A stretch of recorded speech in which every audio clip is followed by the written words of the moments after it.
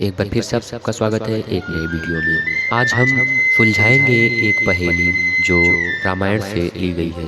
पहेली इस तरह से है कि राम की बहिन भरत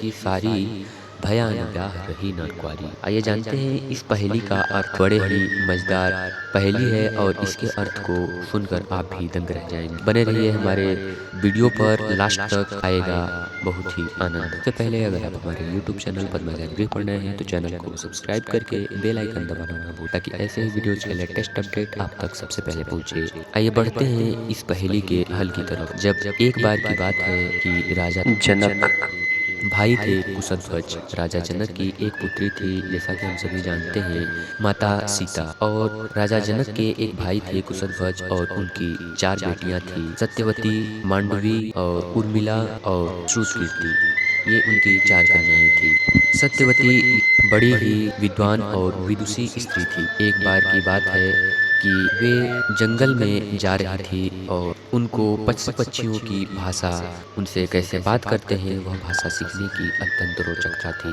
और इधर भगवान श्री राम भी अपने गुरु विश्वामित्र जी के साथ भ्रमण पर निकले थे। जहाँ विश्वामित्र जाते वहीं पर भगवान श्री राम और लक्ष्मण भी उनके साथ साथ अंगरक्षक की तरह रहते थे। एक बार जब कुशध्वज की पुत्री सत्यवती घूमते घूमते एक ऋषि के पास पहुंची, जो ऋषि पशु पक्षियों से बात करने की विद्या, उनकी बात को समझने की विद्या सिखाते थे, उनके पास पहुंची। उसी समय संयोगवश भगवान श्री राम, लक्ष्मण और विश्वामित्र जी भी उस आश्रम में पहुंचे। लक्ष्मण जी उत्सुकता जताते हुए भगवान श्री राम जी के कान में बोले कि भैया हमें भी यह विद्या सीखनी चाहिए। विश्वामित्र जी के आज्ञा से भगवान राम और लक्ष्मण जी भी वह विद्या सीखने के लिए आश्रम में गए।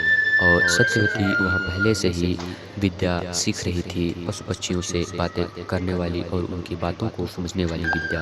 3 दिन के कठिन परिश्रम के बाद भगवान श्री राम और लक्ष्मण जी उस विद्या को संपूर्ण रूप से धारण कर लिए, या यूँ कहे कि सीख लिए।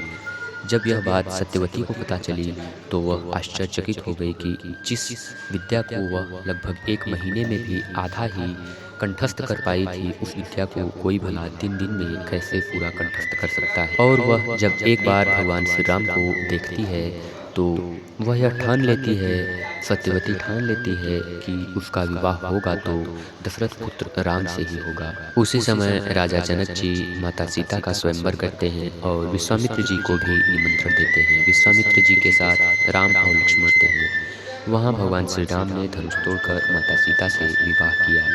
सत्यवती मन ही मन भगवान श्री राम से मोहित तो पहले ही थी, लेकिन जब भगवान श्री राम ने सीता से विवाह किया उस समय उन्होंने एक पत्नी व्रत का वचन दिया। जिसके बाद जब यह सत्यवती को बात पता चली तो उन्होंने अपने पिता से कहकर भगवान श्री राम से प्रार्थना की। लेकिन भगवान श्री राम रघुकुल के थे और रघुकुल वालों का कहना था कि प्राण जाए पर वचन न जाए। भगवान राम अपने वचन के पक्के थे, इसलिए वे अपना वचन भंग नहीं कर सकते थे।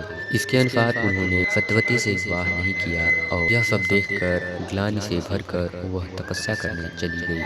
तपस्या में लीन उसको कई वर्ष बीत गए। कई वर्षों के पश्चात भगवान श्री राम प्रकट हुए और उसे वरदान दिए कि अगले जन्म में तुम्हें मैं अपनी पत्नी के रूप में स्वीकार करूंगा और सत्य ही तुम्हारा नाम होगा।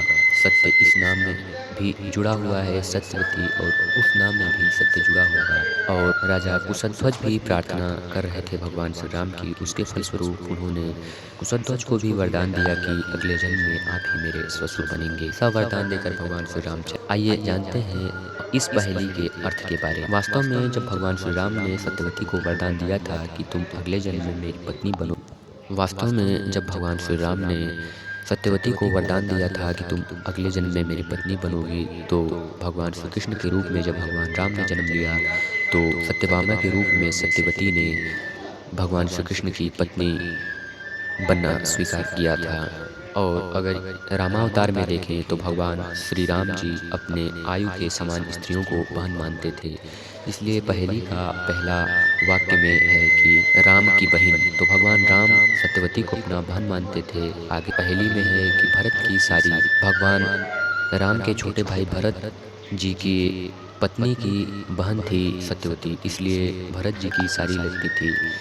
और न तो उसका ब्याह हुआ और न ही वो कुंवारी ही रही। अगले जन्म में वो भगवान श्री कृष्ण की पत्नी बनी। आई होप आप लोगों को इस पहेली का उत्तर मिल गया होगा। अगर जानकारी अच्छी लगी हो, अगर कुछ जानकारी मिली हो तो हमारे इस वीडियोज़ को शेयर करें। ज़्यादा से ज़्यादा जितना हो सके सपोर्ट करें। तब तक मिलते हैं अगली वीडियो में। Thank you.